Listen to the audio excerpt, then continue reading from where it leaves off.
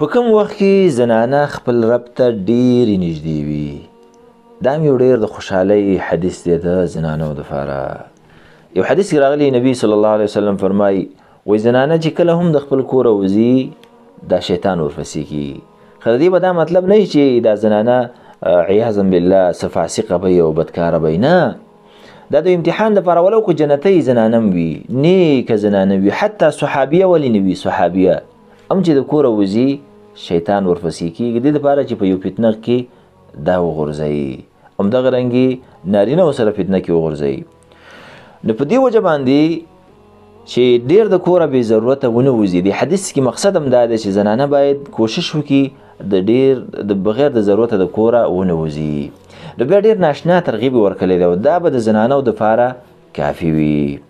په دقې حدیث کې نبي صلی الله علیه وسلم فرمایي واقرب ما تكون من وجه ربها، سبحان الله، وای دا چې ډیره نږدې وي خپل رب ته، د خپل رب مخ ته ډیره نږدې وي، ډیره نږدې وي.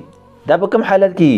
وهي تكون في قعر بیتها، چې دا د خپل کور په منځ کې ناسته وي، یعنې په خپل کور کې ناسته وي. الله اکبر. عظیم حدیث دی عزتمندو، د ټولو زنانو دپاره، مسلمانانو زنانو دپاره عظیم خوشخبري ده. دای بس دی چې په دې خپل کور کې ناست سي او دا سوچ کوي چې زه خپل رب ته ډېر نږدې یم په دې حالت کې. نو واقعا سړی په کور کې ناست وي تنګېږي او بار ته نه وځي، لیکن دا حدیث دی زنانه او مسلمانه خور ځان ته را په یادوي چې زه په خپل کور کې ناسته یم، زه خپل رب ته ډېره نږدې یم.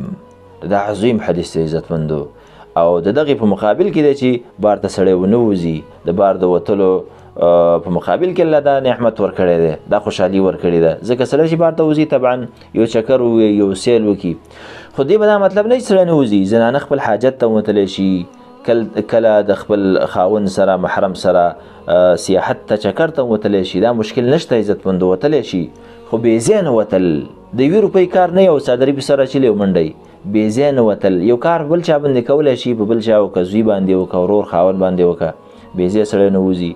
نو خپل خپلوانو کره وغیره حیا پرده کې وتلی شي، هېڅ مشکل نشته. لیکن چې په کور کې وه د خپل رب ته به ډېره نږدې وي، د خپل رب نه یې دعاګانې کوي، په دې د خوشحالي احساس کي او محسوس کي.